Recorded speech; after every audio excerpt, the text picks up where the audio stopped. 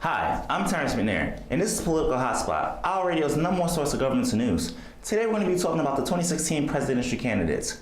More importantly, of how interesting they all are. So without further ado, let's get started.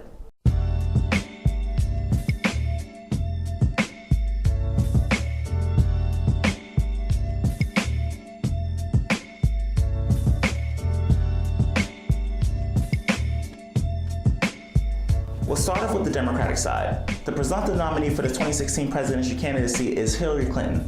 Hillary Clinton is the former Secretary of State under Barack Obama. Now, Hillary Clinton's been of a bit of an email scandal.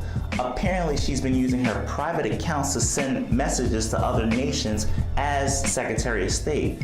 Now, I didn't know that that was something that you shouldn't do as Secretary of State, but according to the law now, it is. And you know about politics that nothing comes up until it's time to run for president. Check this out. Contrary to some reports, they have not been able to reach a conclusion that she already did violate those regulations. It would not have been a violation if all of these emails were just routine. But the larger problem for Clinton is that this will now take months to review. He's also adding fuel to the fire of the Republican-led Benghazi investigation, with Congress demanding more of her emails. And because this is going to take so long, it will drag on through the early months, if not a year, of her planned presidential campaign. Now, I love Hillary Clinton just as much as the next person, but was I the only one who noticed that she was on her phone like the entire time? And you know how much our generation loves texting, loves being on our phone. She's so hooked on her phone that her Twitter profile picture, her cover picture, and her whole entire page is a photo of her on her phone. She's like the epitome of our generation. But that's Hillary Clinton, man. What are you gonna do? We all love her. Now, as much as Republicans think that this is going to be a deal breaker for her, trust me, it's really not, because it's an email scandal and it'll blow away eventually. But the cool thing about it is that Hillary Clinton is running for president, and that means that Bill Clinton's going to get in office. And if Bill Clinton's going to get in office, you're going to see a lot more of this.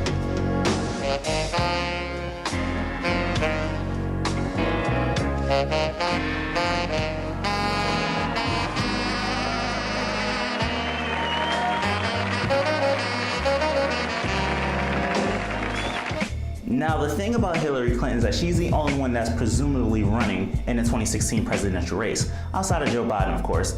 Now, on the Republican side, you have Dr. Ben Carson. Dr. Ben Carson is a retired neurosurgeon who's known for being able to separate conjoined twins.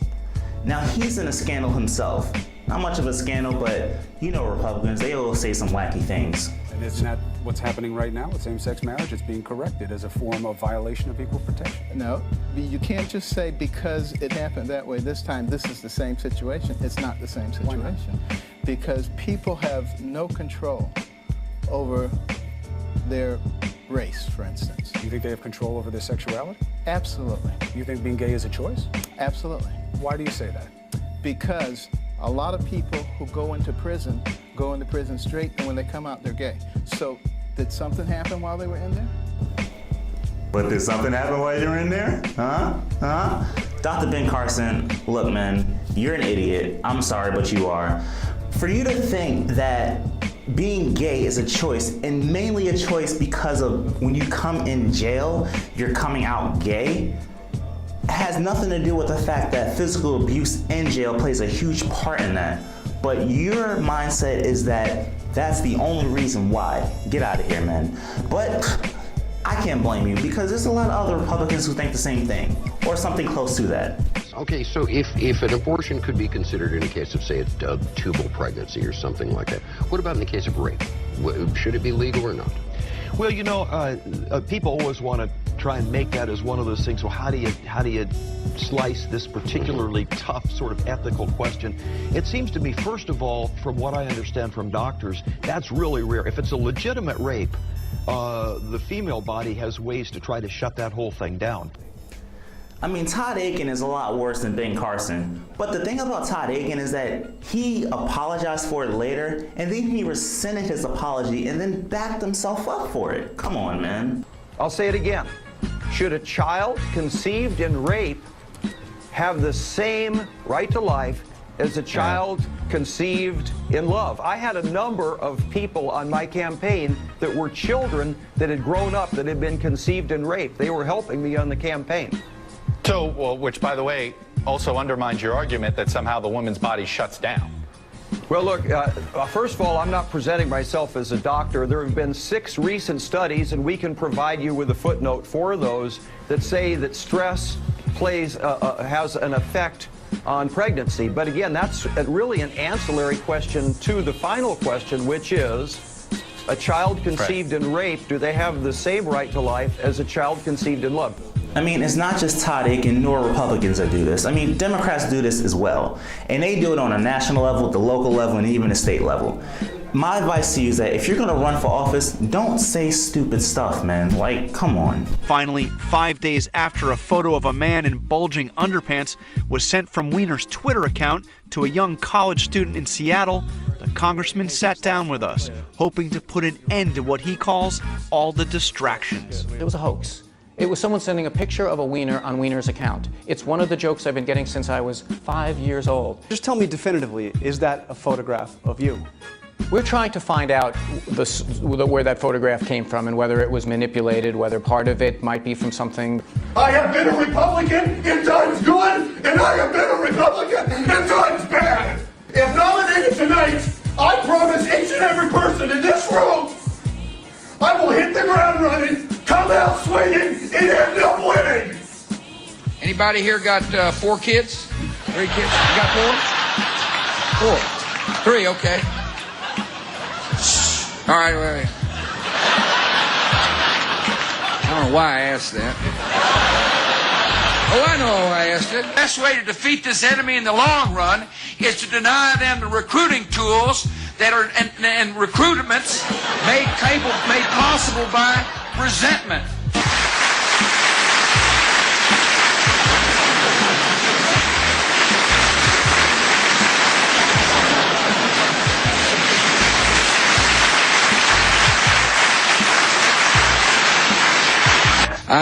I'd like to stay here all day, but I gotta go to Vegas. Something about what goes on there stays there, or something like that, you know. What insight into Russian actions, particularly in the last couple of weeks, does the proximity of the state give you? They're our next door neighbors, and you can actually see Russia from land here in Alaska. Well, explain to me why that enhances your foreign policy credentials. Well, it certainly does. As Putin rears his head and comes into the airspace of the United States of America, where do they go? It's Alaska. Do you agree with the Bush doctrine? In what respect, Charlie? Bush. Well, what do you interpret it to be? His worldview. Good old Sarah Palin. But for Dr. Ben Carson, if you really want to run for president, if you're really taking this seriously, then you need to learn to not say anything stupid while you're on camera. Because if Dr. Joe Biden out of all people, the Vice President of the United States, makes you a political stunt, then you might as well put the nail in your coffin. Now, every ridiculous assertion from Dr. Carson on. I mean, Jesus God.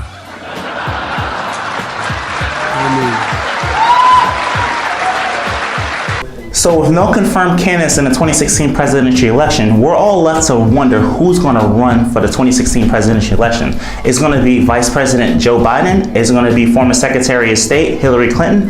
Is it going to be George Bush's brother Jeb Bush? Or is it going to be retired neurosurgeon Dr. Ben Carson? We're all left to wonder. But I will tell you this, whoever runs, they're going to have to top this.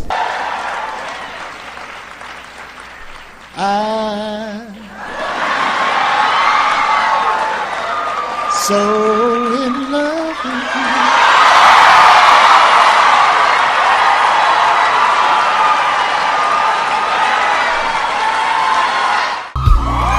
But their position is that students just have to make this rate increase work. Frankly, I don't buy it.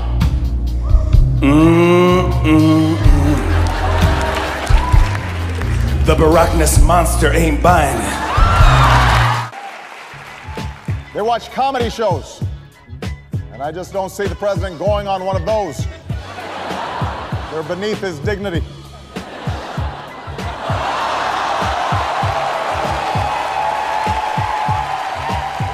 I have to know, what is it like to be the last black president? Seriously? What's it like for this to be the last time you ever talk to a president? It must kind of stink, though, that you can't run, 3 times.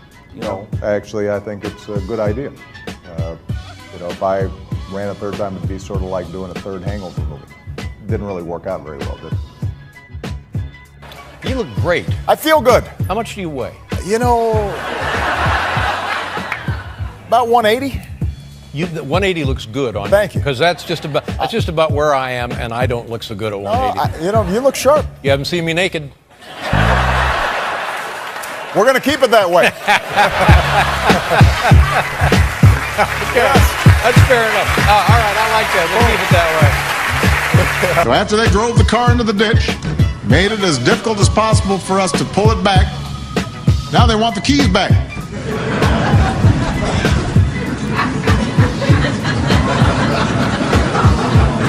No!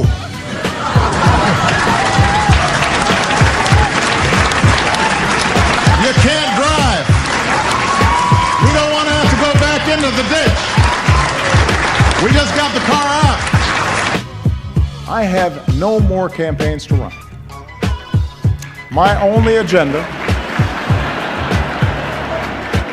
I know because I won both of them.